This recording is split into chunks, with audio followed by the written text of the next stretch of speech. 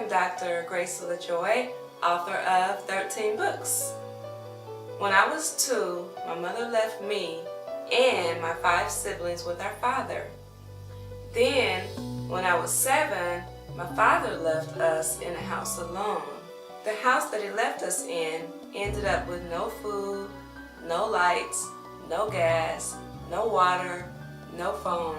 Even the lock on the front door was broken off, which left me feeling very afraid. Eventually, we ended up in foster care.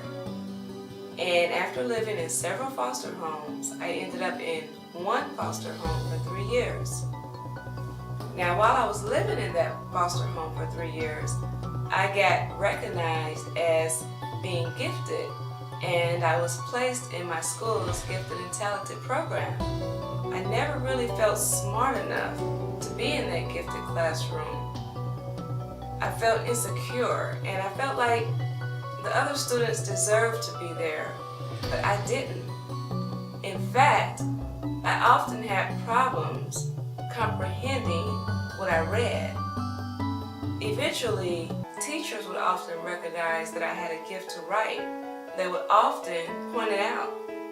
Now, it took a while, but eventually, after I got older, I began to realize that I actually had a gift to write. And I began to utilize my gift. Eventually, over time, I ended up writing a book entitled A Gifted Child in Foster Care, A Story of Resilience. In this book, I expound on my life before, during, and after foster care. And I also share my turbulent life experiences, and I share how I was able to overcome those experiences. I also share how my writing helped me to overcome those experiences, as well as how my writing began to help encourage and empower and motivate and inspire others who read my writing. It has received several endorsements from foster care and educational professionals. The Missouri Children's Division has placed it on their recommended reading list for all of their employees. Missouri foster parents in the northern region can receive 2 hours of ongoing training credit for reading the book. Today, A Gifted Child in Foster Care also comes with a teacher guide and student workbook. The teacher guide enables teachers to reteach and reinforce essential reading comprehension skills in every lesson. It also assists teachers in discussing the overall theme, mood, problem, solution, and main characters in the story.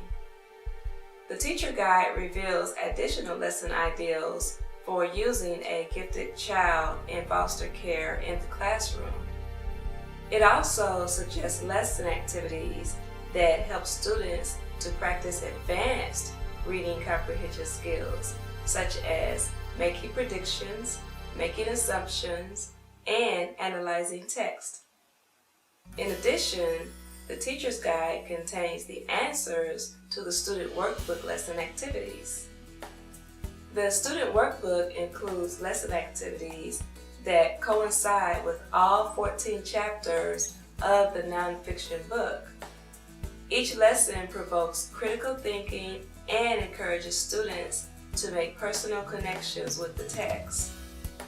The workbook is designed to enhance vital reading comprehension skills, and it introduces a new character trait for each lesson.